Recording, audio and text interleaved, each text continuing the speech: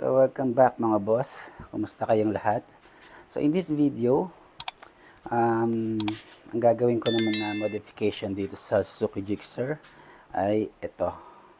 Install ko tong tail tidy na na-order ko sa Shopee.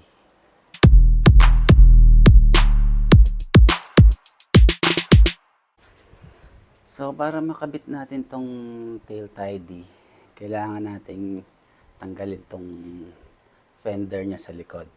Then yung kakabit natin na signal light ay ito na ring stock niya. So para matanggal yan, kailangan nating alisin to.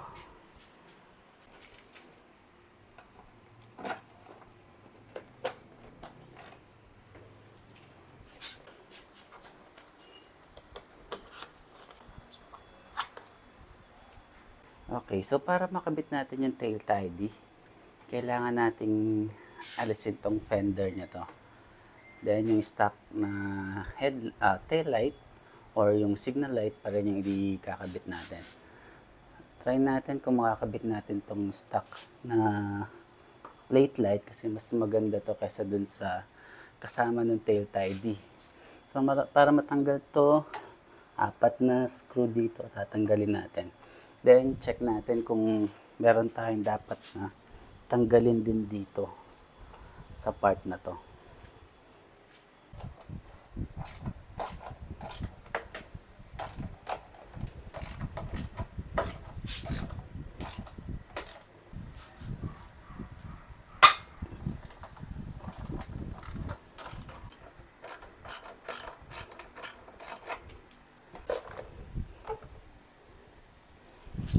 Then dito kailangan natin tanggalin to para ma-disconnect natin yung mga ilaw, yung plate light tsaka yung signal light. Kasi hindi natin matatanggal yung fender hanggat nakakonect pa yung mga yon.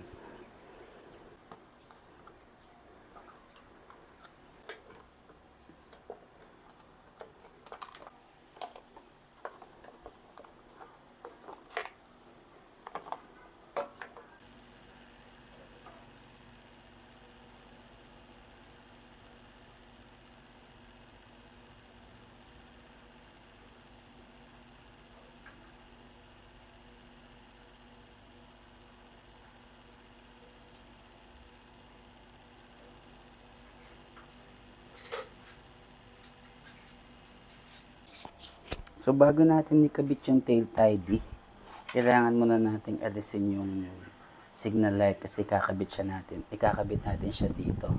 So para matanggal to, kailangan lang natin alisin yung parang lock niya. Ito. So hihilahin lang yan, dahan-dahan. Buka ng screw or kahit na anong mahaba para maalis mo to. Ganito lang. Yun. Then pati yung isa.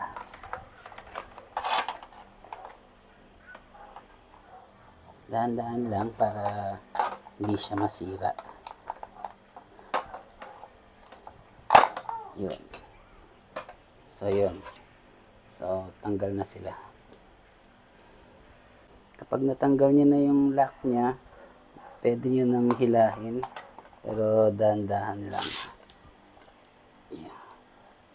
Basta lumabas siya dun sa butas. Yun.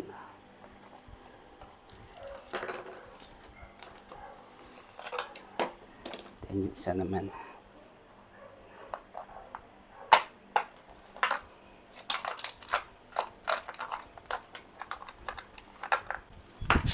Okay. Tanggal na natin yung signal lights niya. So lagyan na natin dun sa tail tidy natin. Siyempre kung paano nyo tinanggal, ganun nyo rin siyang ikakabit dito sa bagong tail tidy.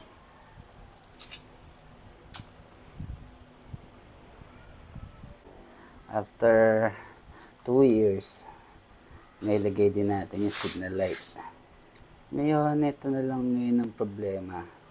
Kasi iba yung connection niya dun sa lumang plate light. Ganito.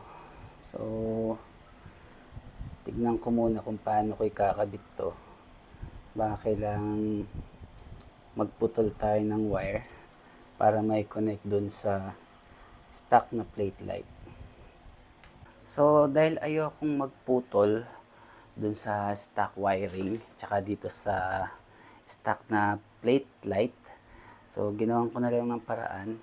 Nag-drill ako ng hole para sumakto yung stock plate light dito sa tail tidy. So, stock plate light pa rin yung gagamitin ko.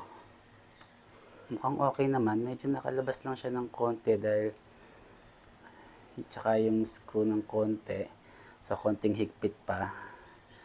So, okay naman siya. So, kabit na ulit natin yung mga signal light.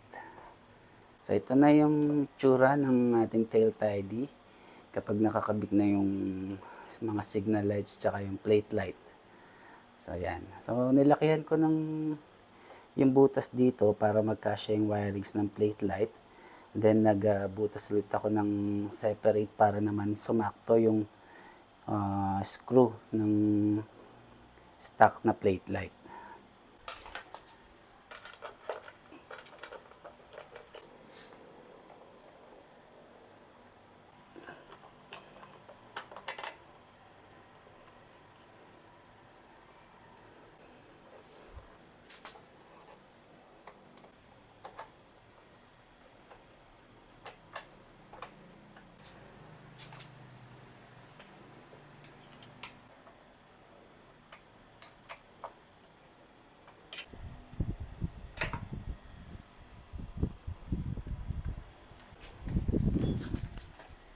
Okay, so ayan, nakakabit na natin.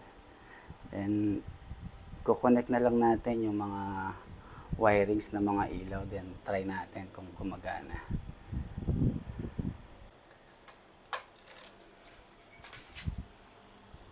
Yun.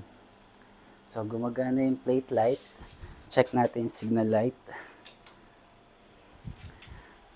Okay.